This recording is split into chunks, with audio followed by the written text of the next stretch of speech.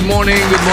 Magandang umaga po at welcome sa Get It Straight with Daniel Razon. Ngayong araw po na ito ay tuloy-tuloy tayo ng paghatid sa inyo ng mga mahalagang impormasyon na dapat po ninyong malaman, lalo na at sa gitna ng hinaharap nating pandemya ay patuloy pa rin po tayong sa tulong at sa awa ng Panginoon ay sama-samang nakikipagbahagi o nakikibahagi sa pagharap sa problema po na ito.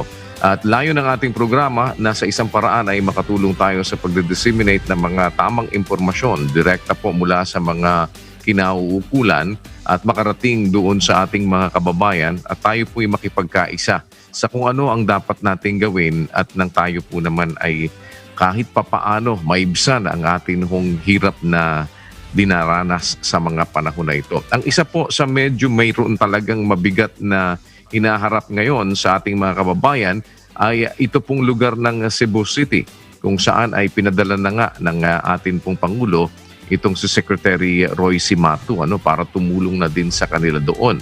Pero makibalita po tayo mula kay Vice Mayor Mike Rama ng Cebu City kung kumusta po ang kanilang kalagayan at kung ano man ang maaari siguro pang ayuda na kinakailangan nila sa kanilang bayan. Vice Mayor, magandang umaga po sa inyo. Magandang umaga din, Daniel, at saka lahat na nakikinig kayo. Opo, kumusta po ang pagdating dyan sa inyo ni Secretary Roy Cimatu? It will be a welcome arrival, for more heads are better than one. But definitely more cooks will spoil the broth, of which we have to avoid. I was just with him and I had a couple of hours talk last night and today, and we had an opportunity with some few with a walk with Secretary Roy Cimatu, and we had a tit for tat, and then I brought him to the Archbishop Palace, Archbishop Jose Palma, and I left him there. Go ahead. Apo. Vice Mayor, have you already identified the main reason why now in Cebu City the numbers of the inflicted with this COVID-19 disease is rising still? He already been properly briefed by me last night. So it is more of bringing all of us as one. When we are united, definitely it will bring a very clear approach. But when we are divided, definitely it will be a big concern. So there must be an orchestrator that is needed, especially, may not be, but the whole Cebu, because no man is an island, and Cebu is interconnected, and we are more or less, in Cebu City alone, we are 1 million. Then with the province, which is 2 million plus, it's a huge population. So Daniel, the real issue now is precisely Secretary Cimatu and the rest has to come, is to put unity and to put an orchestrator. So how are you going to go about this, Vice Mayor? What is the primary implementation that you will be doing? Now, it will have to be with everybody being heard. It has to be somehow, I was emphasizing on the bottoms up, likewise the empowerment, the decentralization, at saka all in one in all. Because looking back, Daniel, April 5, remember, this matter about COVID, it was famous as coronavirus. Then it ended up as COVID-19. April 5, there were only 22 cases in Cebu City. You have to remember, we made people being aware as early as January 17. And then thereby going towards, and when you look at it, you will be so amazed. From April 5 of 22, then it shoot up Right now, I have here a data as of yesterday. Are you interested, Daniel? Yes, please go ahead, Vice Mayor. Newly confirmed is 30. Total confirmed is 4,479. Newly recovered, 31. Total recovered, 2,177. New death is 7. Total death is 89. This is just the figures. But it has been, in a way, discovered because with the first visit of IETF, the next day the newspaper with a banner impressive. Then when bottom were being bottom, then it has become dismal. Precisely, we ended up even couple of weeks already the epicenter. And now we are not only the epicenter, we are really the super center because we have to be attended by a group led by Secretary of DNR who made really wonder for Boracay and also managed handling Marawi. So I am, in behalf of the Cebuanos, we welcome their arrival. And then, of course, as I was saying when I was interviewed yesterday, we would have not needed a simato. Kasi pwede naman nagbinisayo na mo sa amo og inato. Pero kay wa man may mag-abot. We have to be one. And now, perhaps, with RCB sa Palma, the business sector, the Chamber of Commerce, and the government, let's all be in one table and then focus on what we ought to do with the medical. And it has to be based evidence. Because as I have been sharing with you with data, it has already been talked about that it's not actually the actual time. So there is such a thing as underreporting. And we need to address that with all the apps available and with the help of the national government. And all of us, because Cebuanos are very proud people, it really also caused a disenchantment on our part when we were labeled as hard-headed. We are not hard-headed, but we are firm. Dugong lapu-lapu kami, Daniel. Remember? And that dugong lapu-lapu, and then cradle of Christianity po kami, precisely, we will always take the pride that when we are one, we can definitely solve this problem. That said, Vice Mayor, you were like reiterating just a while ago. I heard you say that too many cooks will spoil the broth. Prior to this, was there sort of a confusion among those who are under your office with regard to how you're going to go about every procedure that you want to implement in the city, being the chair of the City Council's Committee on Health, Vice Mayor? Not only that, I'm the chairman of the Task Force Coronavirus in the Council. And we've been doing on the side of the Council since January 17. And precisely on February 20, we had a resolution bringing to the Governor Gwen Garcia, that we would wish him to take the lead because we are one island, one Cebu. And we used to have a very good body called MCDCB, Metro Cebu Coordinating Board, where the governor was the head, and then there is a private sector, and then at that time I was the mayor, and then I was also the head of the Regional Development Council. We had a very good synergy, which included all the interagency and expanded even to the congressional district in the entire Cebu Island. And when we are confronted with certain issues, we easily can be put on that platform. And that body now, kasi namatay na si Bobby Abuitis, yun talagang pinaka-importanting figure. And then, of course, I don't think the Abuitis Group and Company is also focusing to have it really functional and operational. And then Ramon Abuitis Foundation, wala na yan, hindi masyadong naging active. Kaya as far as we are concerned now, si Mato being around and the group, and Daniel, I cannot be also staying long with you because there's another interview awaiting for me, if you Sure, don't sir. mind. Sir. Yes, sir. So we No probably problem. have only few minutes, and I'm telling you, we welcome the arrival of Secretary Simato.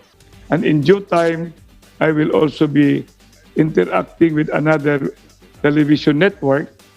And I am just glad, on behalf of the city of Cebu, we can handle all of this, Daniel, for as long as we are one. Like the song of Barry Manilow, one voice. With one voice, everyone complying in heart and in mind. With God on our side, we can confront COVID-19 united. Am I right, the Vice Mayor, with what I get from what you're saying? There's a sort of divisiveness among you there? Yes, yes, because the province approach it from the provincial level. The three cities, Lapu-Lapu, Mandaue, and Cebu City, on the other hand. And precisely, there's also the office of OPAB. So OPAB, Tri-Cities, then the province. If we will only be one, Cebu, and then we all will agree on the protocol, and definitely we will conquer it. So, Daniel, I have to leave. Okay, well, one last thing, Vice Mayor, before I let you go. So what do you think is the best thing to do right now for you to be able to unite as one and be able to come up with a concrete solution to the problem that Cebu City is now facing? I think Secretary Simato is properly briefed, and he will be having more meetings, and we should be helping him. We should be helping him. We should not be stubborn, because we are not stubborn. We are all obedient if we will be listening to one instruction. And all of us will definitely, in the name of God and our pride as Cebuanos, we will confront COVID with medical, with the chamber, with the government, and all of us as one. We will be able to handle it. Thank you very much, Daniel. Thank you, sir, for your time, and we pray for your safety. Stay safe, sir. Pray for us. Thank you. Bye-bye. Have a good one. Si Vice Mayor Mike Rama po ng Cebu City. Well, apparently, ito ho yung kanyang sinasabing problema din dyan, ano, na sana ay masolve nga ni Secretary Simato. Dahil medyo mabigat-bigat yung haharapin nila na yan dahil mukhang leadership ang tinutuunan dito ni Vice Mayor, ano, at inadmit niya na there was indeed a divisiveness among them na parang hindi alam kung sino yung susundin, ano ang gagawin, ano yung mga procedures. Unfortunately, hindi po tayo pwedeng magtagal sa kanya, and maraming I could have asked more questions dahil mukhang may gusto ako sanang hukayin dun sa sinasabi niya, kaya lang nagmamadali din ho si Vice Mayor, and siguro hopefully some other time, and pakitimbre nyo lang din dun sa ating mga reporters dyan na medyo hukayin yung issue na yun, ano, dahil yun ang lundo para ho kasi matumbok natin ang solusyon sa problema. Dapat matumbok natin kung ano ba talaga yung problema. Minsan hindi dahil hindi natin alam kung ano yung solusyon, minsan hindi natin alam kung ano yung problema. Kaya po nagkakaroon ng ganyang confusion kung minsan. Si Dr. Guido David naman po ng University of the Philippines Institute of Mathematics ay nagpaunlak sa atin upang bigyan naman po tayo ng iba't ibang mga information at sa kanilang mga pag-aaral kung ano ang lumilitaw sa maaari nating harapin. Lalo na ho, meron ngang balita na ganito sa Cebu. Kailangan ka na naman ngayon gumawa ng mga adjustments dyan. And hindi natin alam kung mula sa Cebu, lalabas yan at magkakaroon na naman ng iba hong mga insidente na ganyan.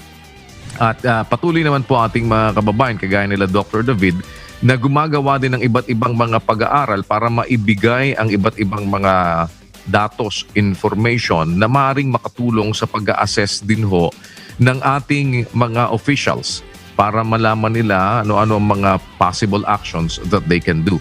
Dr. David, magandang umaga po and thank you for your time na ibinibigay po sa amin today and we really appreciate it. Good morning, sir. Yes, good morning, Sir Daniel, and sa mga viewers ng UNTV. Opo, ano po ang lumilitaw sa inyong pag-aaral ngayon sa kasalukuyang kalagayan ng COVID-19 cases dito sa atin sa Pilipinas?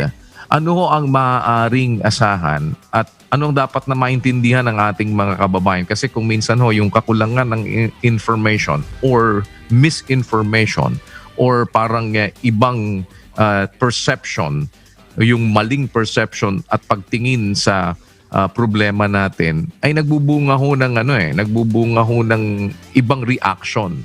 Like halimbawa, nagluwag tayo ng quarantine.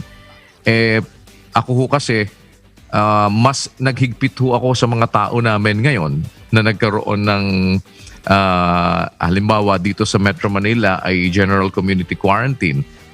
Mas naghigpit ako sa kanila kasi mas marami ngayon lumalabas as compared noong una na nakakalabas yung aming mga tao dahil sila naman ho ay bahagi din ng mga frontliners, mas lesser dahil mas konti ang tao sa labas.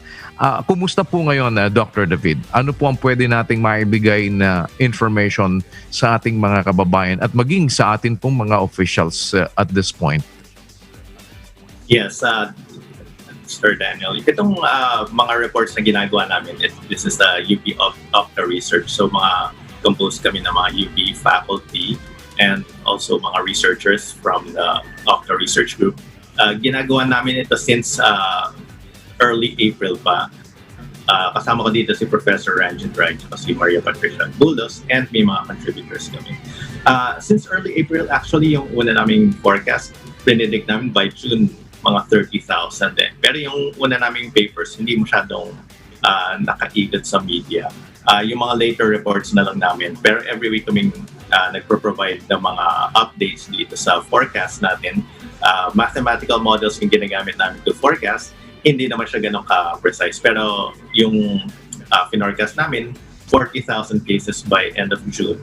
Mukhang baka hindi naman umabot ng 40,000 pero medyo malapit siya. Baka umabot ng mga 37 to 38,000 sa ngayon yung trajectory niya. Sa Cebu naman medyo mataas pa rin yung yung transmissions. So ang tinitingnan natin dito, ang minemeasure namin, yung rate ng transmission ng virus at nagbabago-bago siya kasi instantaneous transmission yung tinitingnan namin. So ito, hindi ito model. Parang talagang sinsukat namin yung gaano kabilis kumalat yung virus. So meron kaming ginagamit dito yung R0 para makita namin kung kumakalat yung COVID-19. And sa ngayon, kumakalat pa rin siya.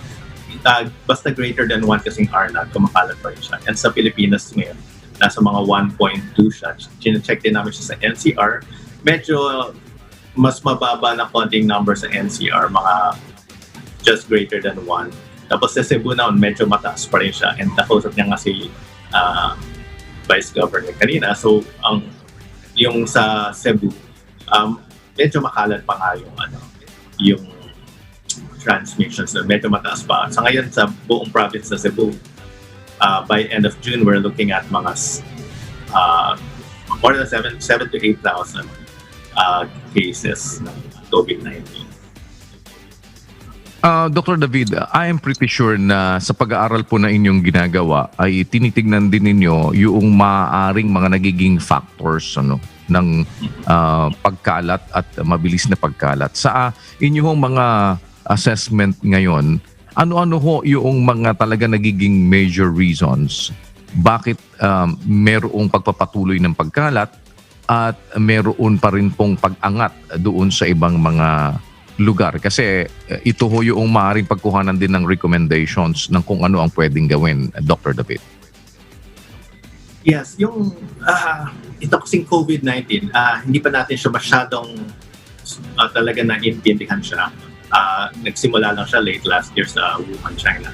Pero ang mga major factors nito, katulad ng sa SARS, ay yung proximity at mobility. So habang mas merong mobility yung mga tao, tumataas din yung rate of transmission niya. Habang mas magkakalapit yung mga tao, opportunistic kasi itong virus.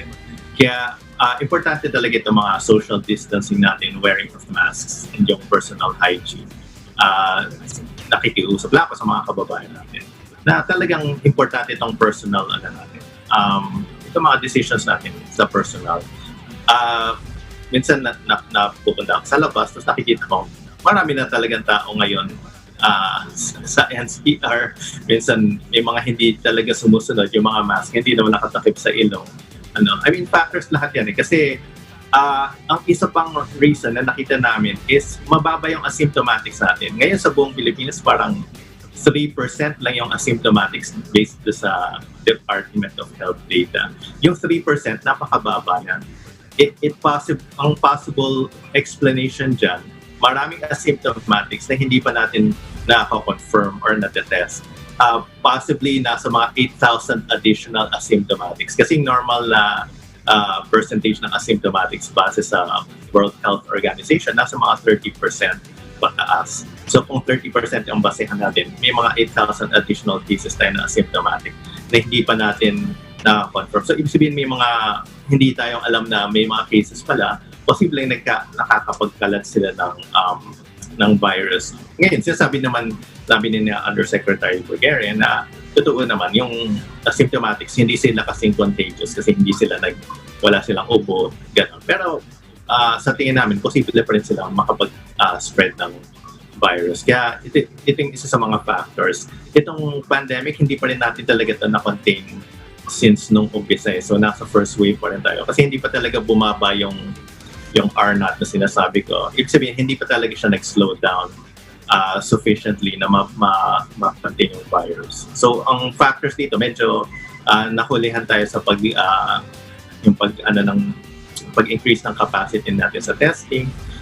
Yung contact tracing medyo mahirap talaga yan sa ngayon kasi medyo manual yung ginagawa natin.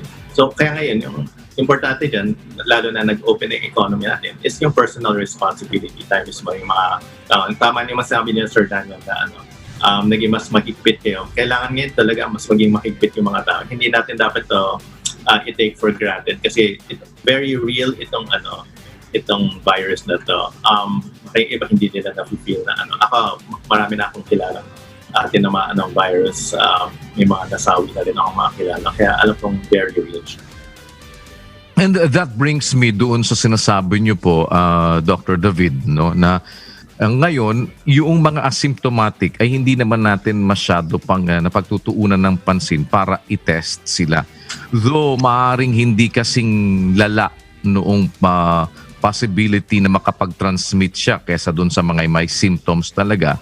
Pero kung may makakasalamuha pa rin yan na mga immunocompromised, mga matatanda o kaya yung mga madaling mahawa, ay maaaring madali rin silang makasagap and ma-infect nitong virus. What would be your recommendation po dito ngayon sa pagtetest sa ating mga kababayan na kasi hindi mo naman nga iisipin dahil malakas, wala silang nararamdaman at mga asymptomatic nga sila but possible carriers sila because of different reasons or maaaring kahit na walang dun sa tracing nila hindi mo naman alam. Kasi kumbaga parang itetest lang ngayon dahil may nakasalamuha ka na may COVID-19 kahit wala ka pang nararamdaman, itetest ka as part of the asymptomatic. Doon ka lang itetest kung may nakasalamuha ka or what. Pero halimbawa ako, nandito lang ako at limited lang yung aking movement halimbawa, pero hindi mo ako itetest kasi wala ka naman nakikita sa akin na symptoms. at wala ka naman alam na mga pinuntahan ko, paano kung ako pala ay carrier and then makisalamuha ako ngayon sa iba na maaring hindi man sila talaga hindi man ako madaling makakapag-transmit, pero sila naman madali namang makakakuha dahil mahina ang kanilang immune system. So what's the recommendation sa ganitong situation, Dr. David? Yes, Daniel, maganda yung mga sinasabi mo na and totoo nga yan na paano kung kunyari ako, carrier ako, may mga nakakasama kunyari ako sa household or may mga nakakita ko mga tao, posibleng na transmit ko sa kanila kahit na mas mababa yung possibility ng transmission kung asymptomatic.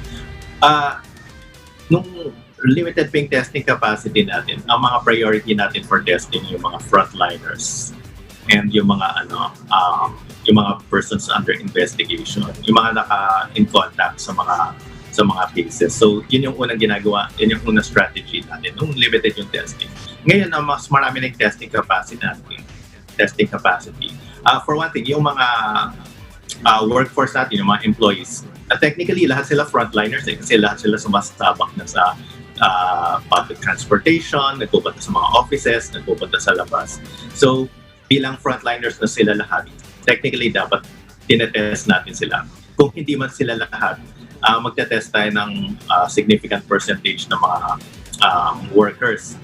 Part ng burden yan, sa tingin namin, or yung position yata ng government is nasa private companies na ipatest nila yung mga employees nila. Kasi important din naman sa kanila yun. Kasi pag may carrier sila dun sa company nila, posibleng ma-infect yung mga lahat ng employees nila kaya may private office sila. Tapos, ang isa pang strategy dyan is randomized testing. Parang magte-test tayo ng people randomly kahit walang hindi natin matetest lahat dahil limited pa rin yung testing capacity natin. Pero at least kung randomized testing, pwede nating ma-target yung mga ibang possible asymptomatics. Malalaman natin na ito pala meron, may virus pala daw. Or, baka pwede rin dyan yung sinasabi ni Joe Concepcion na yung may pinapropose sila na parang testing na sabay sa parang group testing. Doon sa meeting the social ending of this one and not the medical ending kasi wala pa tayo talagang malayo pa tayo doon sa medical solution. But apparently, maraming nagiging relax. Do you think na itong social ending ang hinaharap natin and eventually will put us again into a situation na mas magi-increase pa tayo? Ano ho ang inyong pananaw? Yes, Sir Daniel. Yung social ending na yan, medyo dangerous ngayon kasi sa ngayon hindi pa na-contain talaga yung virus. Dumadami pa rin. The more na mas may mobility tayo and nagkakasama-sama yung mga tao, the more na mag-i-increase yung transmission yan. Sa ngayon, although greater than 1 yung R0 natin, kumakalat pa rin yung virus, pero posible pang tumaas yan. Pwede pang bumilis yan. Tulad ng nangyari, unfortunately, sa Cebu City, sa province of Cebu. Hindi nila na-contain early on, nagkaroon ng outbreak. Tapos, ayan, tuloy-tuloy na yan. Kasi pag kumalat yan, tuloy-tuloy na yan. Mabilis kumalat yung virus. And it's opportunistic. Kaya parang tulad ng mga nangyari sa ibang lugar na walang lockdown, sa Europe, sa United States, ang bilis kumalat nitong virus. And sa ngayon, kahit na walang, kahit may quarantine pa tayo, yung trajectory natin medyo mataas pa eh. So, posibleng umabot tayo ng mga, yung mga, parang abot tayo mga 40,000. And then next month, posibleng umabot na tayo more than 60,000 cases sa buong Pilipinas.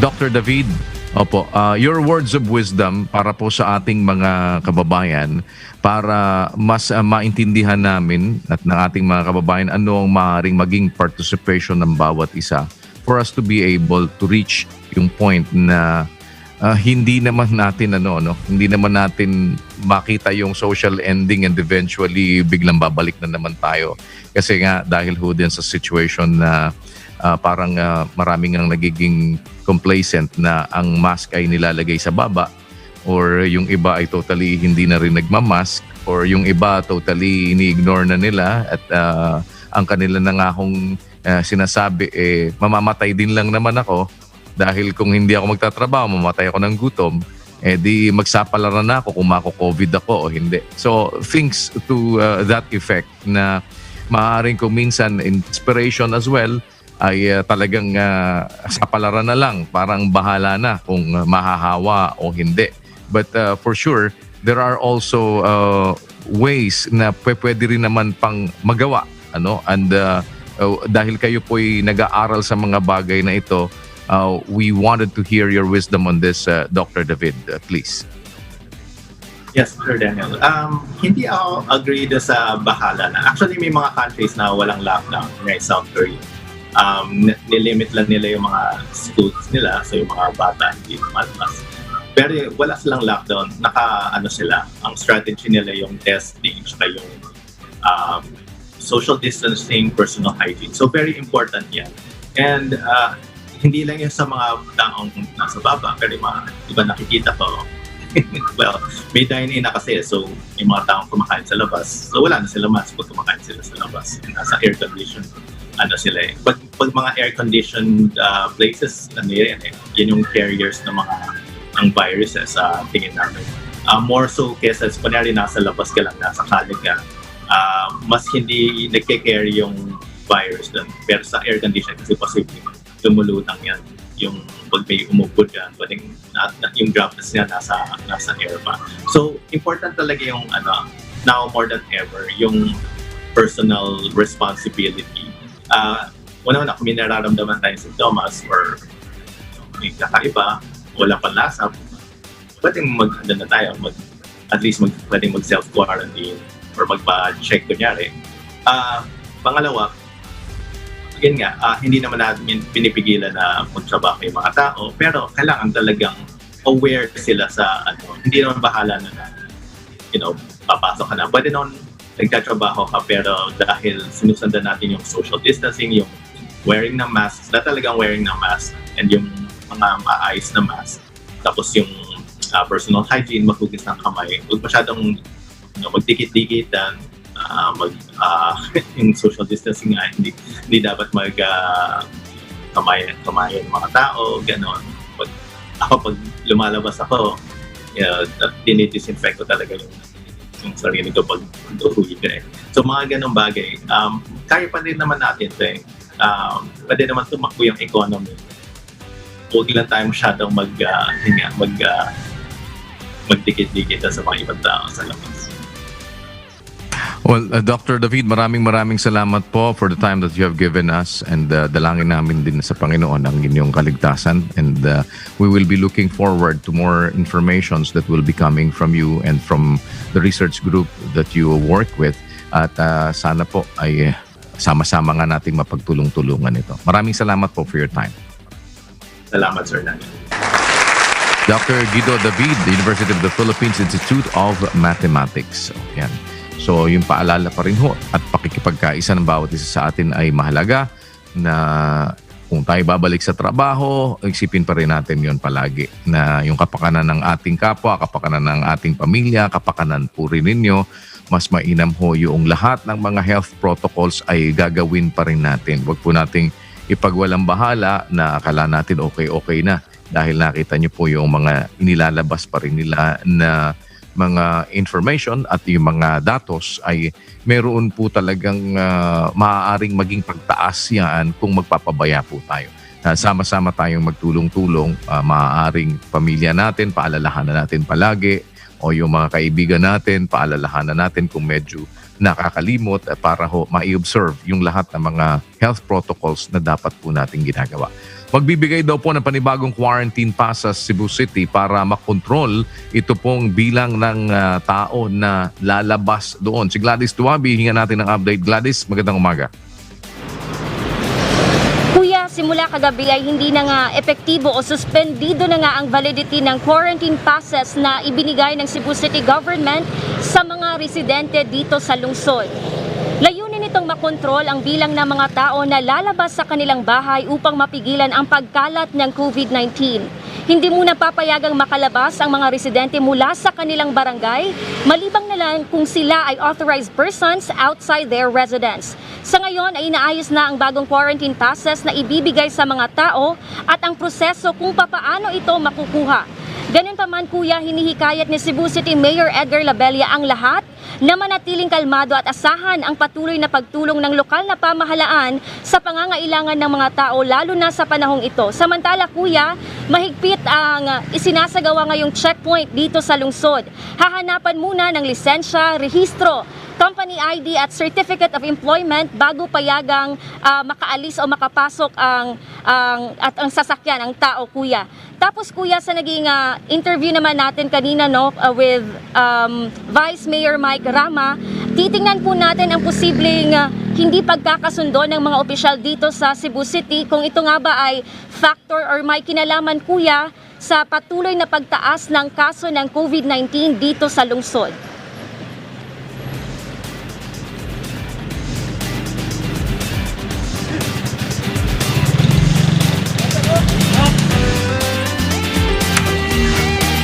Maraming salamat Gladys Tuwabi live mula po sa Cebu City. Kahapon ay naitala na po sa Pilipinas ang pinakamataas na bilang ng COVID-19 cases sa loob ng isang araw kung saan ay umabot ito sa mahigit 1,000. Samantala ayon po sa DOH, nasa warning zone na daw po ang critical care utilization ng Cebu City sa patuloy na pagdami nga ng kumpirmadong kaso doon sa lugar. Si Aiko Miguel sa balita po na yan. Aiko. Yes, kuya, batay nga sa ulat ng DOH kahapon ay pumalo po sa 1,150 ang naitalang kumpirmadong kaso. Kuya, ito yung itinuturing na highest single day rise mula noong nagkaroon po ng COVID-19 cases sa Pilipinas noong Enero. Mas mataas pa ito kuya doon sa naitala na 1,046 confirmed cases noong May 29. Doon sa combination po o combined number po ng fresh at late cases kuya ay mas madami po ang naitalang kaso sa Central Visayas kumpara po sa National Capital Region. Ayon nga sa DOH kuya ay nasa warning zone na itong Cebu City sa Central Visayas dahil more than 50% na po yung okupado sa kanilang hospital beds maging sa kanilang ICU beds at 30% o more than 30% na po yung nagamit sa kanilang mechanical ventilators.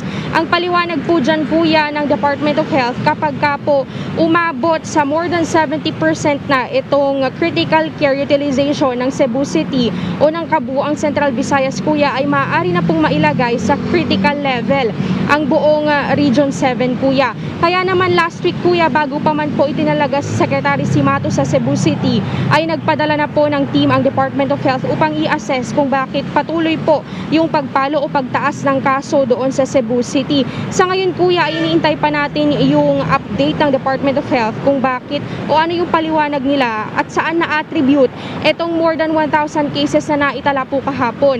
Pero yes, nung isang araw kuya ang paliwanag sa atin ni Dr. Ted Herbosa, yung Special Advisor to the National Task Force on COVID-19, ang isa sa dahilan kung bakit po mabilis yung pagkalat ng COVID-19 cases sa Cebu City ay hindi nila agad na implement o na quarantine sa facilities yung mga nakitaan ng mild symptoms at nung mga naging asymptomatic and then eventually kuya sila yung nagkaroon ng mas malawak na transmission doon sa mga nakasalamuhan nila.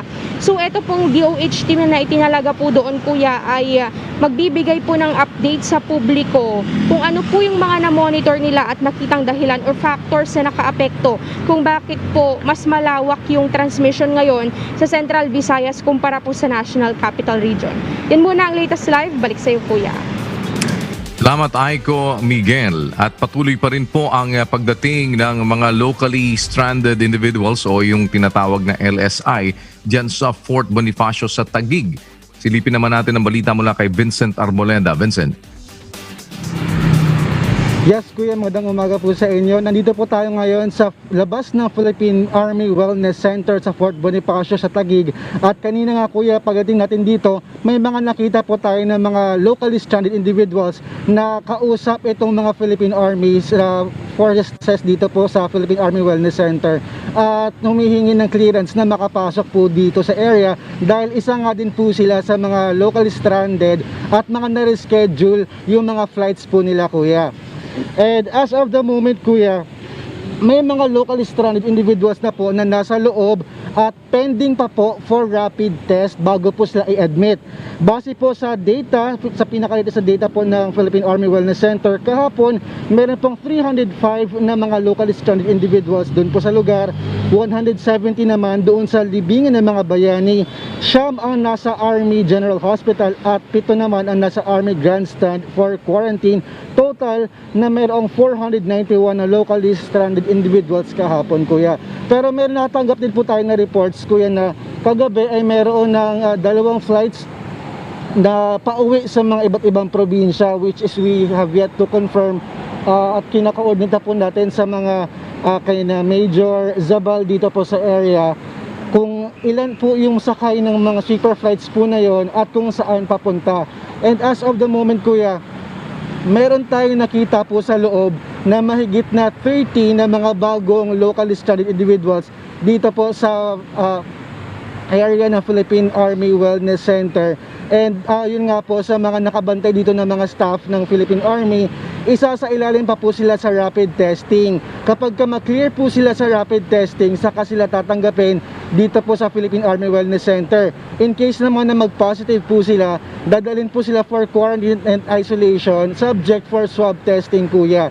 At kapag wala naman po silang tickets o yung mga LSIs na pauwi sa mga probinsya pero wala pong ticket, doon naman po sila dinadala sa libingan ng mga bayani para ma-entertain din po sila. So basically, Kuya, lahat ng mga LSIs na nandito ay mga ina-accommodate ng mga Philippine Army natin. Sa halip na kesa matulog po sila sa mga daan or kung saan-saan pang area, ina-accommodate po sila ng Philippine Army natin, Kuya. Yan po muna ang latest live at mamaya ay kukunin po natin yung data kung ilan po yung nakasama doon po sa mga flights kagabi at kung ilan po ito yung mga nadagdag dito po ngayon sa Philippine Army Wellness Center na mga locally stranded individuals. Kuya Daniel. Maraming salamat, Vincent Arboleda, live mula po dyan sa Fort Bonifacio sa Taguig City. Antabayanan niyo po mamaya ang ating serbisyong bayanihan, paghahatid pa rin ng tulong sa ating mga kababayan, yung mga nangangailangan po na mayroon man tayong maaaring kahit papaano sa tulong ng Panginoon ay maiabot. Bukas po ang ating UNTV Digital Clinic, bukas din po ang ating text line sa ating serbisyong bayanihan. Nandyan din ang ating serbisyong kasambahay, nandyan din ho itong ating Rectang Connect at ang ating mga kasamang mga pulis at iba-iba hong mga serbisyo publiko na patuloy nating itinataguyod sa atin pong himpilan. Pansamantala, ako po ang inyong Kuya Daniel Razon dito po sa UNTV. Diyos ang aming sandigan, serbisyo publiko ang aming pinahahalagahan. Ito po ang Get It Straight with Daniel Razon. Magandang umaga po.